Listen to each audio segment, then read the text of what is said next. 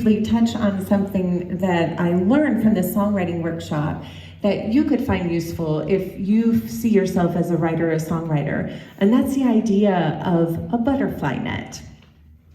So that's this idea that your signal is receiving, that whatever is going on, somebody says something, your own mind thinks something. You hear a line from a movie, you read a title from a book, and you put it on your phone or your notebook, or you say it into your iPhone on video, and then those phrases can end up being a song.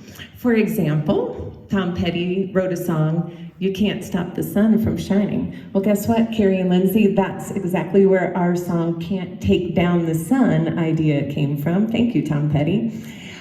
From my friend Marna, "It took me a while to learn how to fly in my dreams. Now, I fly all the time." Last weekend, talk about the upcoming eclipse, the path of totality. Lots of analogy there.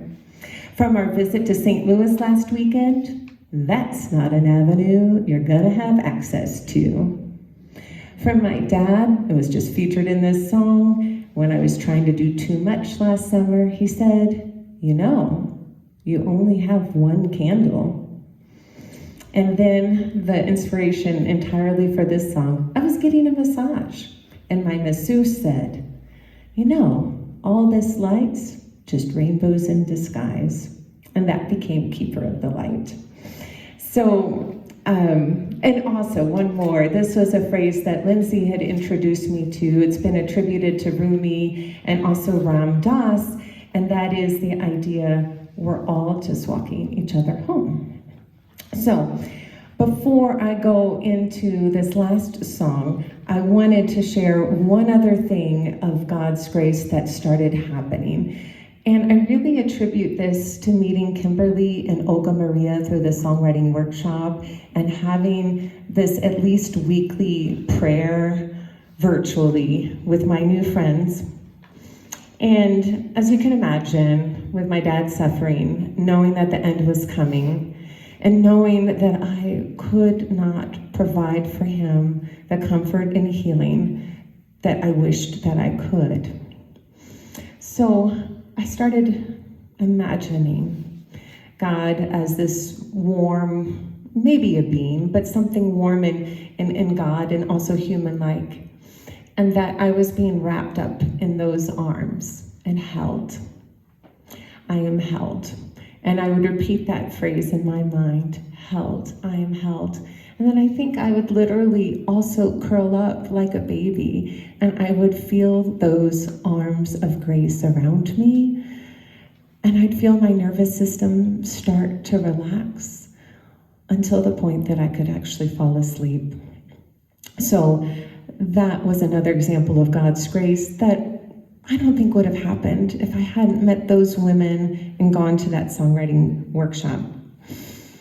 I also was really taken by Mary Oliver, which I know a lot of you have really, really loved.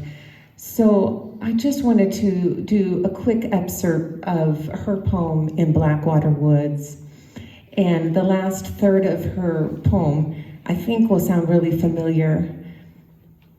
To live in this world, you must be able to do three things: to love what is mortal, to hold it against your bones, knowing your own life depends on it, and when the time comes, to let it go.